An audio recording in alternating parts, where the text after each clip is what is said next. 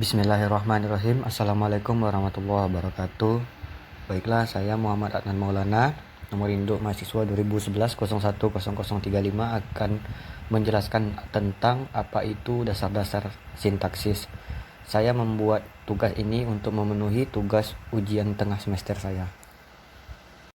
Baiklah, yang pertama itu adalah pengertian sintaksis.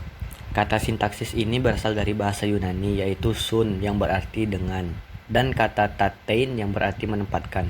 Lalu di dalam bahasa Belanda yaitu sintaksis dengan huruf SYNTAXIS. Nah, sintaksis ini juga berasal dari bahasa Inggris yaitu dengan makna sintaks. Istilah sintaksis ini di dalam bahasa Belanda yaitu ialah bagian atau cabang dari ilmu bahasa yang membicarakan tentang struktur kalimat meliputi wacana, kalimat, prasa, dan klausa. Lalu ada satuan gramatikal terkecil di dalam sintaksis yaitu kata, sedangkan yang terbesar itu adalah kalimat. Lalu yang kedua ada alat sintaksis. Apa itu alat sintaksis? Yaitu kemampuan penutur dalam membentuk urutan kata, bentuk kata, ujaran yang membentuk kalimat atau tidak, dan kalimat itu bisa memberi pengertian ataupun tidak. Di antaranya itu adalah urutan kata, bentuk kata, intonasi, dan partikel, lalu kata tugas. Lalu selanjutnya ada satuan sintaksis, yang pertama itu kata sebagai satuan sintaksis. Komponen terkecil pembentuk sintaksis memegang peranannya sebagai pengisi fungsi sintaksis, penanda kategori sintaksis, dan sebagai perangkai di dalam penyatuan satuan-satuan atau bagian dari satuan sintaksis. Yang kedua ada frasa sebagai satuan sintaksis. Suatu konstruksi atau suatu satuan gramatikal yang terdiri dari dua kata atau lebih, yang tidak berciri klausa dan tidak pada umumnya menjadi pembentuk klausa. Lalu yang ketiga ada klausa sebagai satuan sintaksis. Klausa ini adalah satuan gramatikal yang disusun oleh kata dan frasa atau mempunyai suatu predikat. Inti klausa ini adalah subjek dan predikat. Lalu ada subjek yang merupakan bagian prosa yang berwujud nomina atau frasa nomina yang menandai apa yang diucapkan oleh pembicara.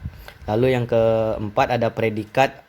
Predikat ini pengertiannya ini adalah bagian klausa yang menandai apa yang dikatakan oleh pembicara tentang subjek.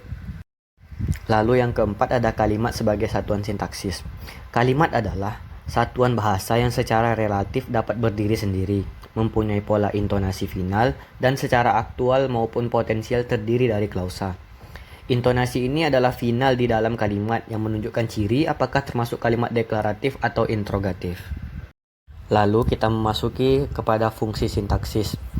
Fungsi kajian sintaksis ini terdiri dari beberapa komponen, diantaranya ada subjek, predikat, objek, pelengkap, dan keterangan. Kita masuk yang ke pertama yaitu subjek. Subjek ini merupakan bagian yang diterangkan predikat atau apa atau siapa yang tersebut di dalam predikat berupa frasa nomina atau pengganti frasa nomina. Lalu yang kedua ada predikat, yaitu bagian kalimat yang menerangkan subjek. Sedang apa subjek itu? Berapa subjek itu? Di mana subjek itu? Dan lain-lain. Berupa frasa nomina, verba, adjektiva, numeralia ataupun preposisi. Lalu yang ketiga ada objek. Pengertian objek ini dia tuh maksudnya berupa frasa nomina atau pengganti frasa nomina, yaitu mengikuti predikat yang berupa verba transitif atau memerlukan objek atau semi transitif. Lalu yang keempat ada keterangan. Keterangan ini adalah bagian kalimat yang menerangkan subjek, predikat, objek, atau pelengkap. Keterangan ini berupa frasa nomina, preposisi, dan konjungsi, maupun keterangan ini mudah dipindah-pindah kecuali diletakkan di antara predikat ataupun objek, atau predikat dan pelengkap. Lalu kita masuki ke pembahasan yang terakhir yaitu ada peran sintaksis. Apa itu peran sintaksis? Yaitu setiap kata memiliki andil dalam membentuk makna secara keseluruhan. Nah, di antara peran-peran sintaksis ini ada beberapa jenis peran yang ada di antara ataupun yang ada di dalam peran sintaksis ini, yaitu pelaku atau kita bisa sebut agentif, tujuan atau kita bisa sebut objektif, penerima bisa kita sebut benefaktif, penyebab bisa kita sebut kausatif, atau alat yang bisa kita sebut instrumental.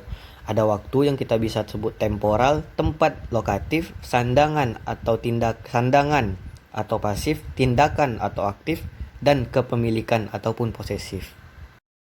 Seperti yang kita bisa lihat di dalam tabel contoh berikut ini, adik mencari ibu.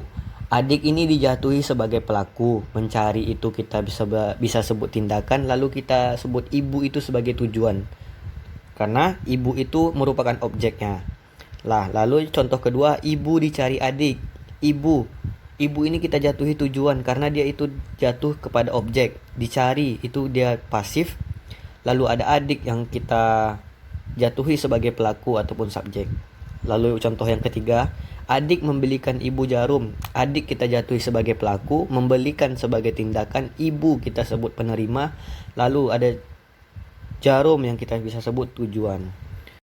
Baiklah, mungkin hanya ini yang bisa saya jelaskan tentang dasar-dasar sintaksis. Lebih dan kurang saya mohon maaf. Assalamualaikum warahmatullahi wabarakatuh.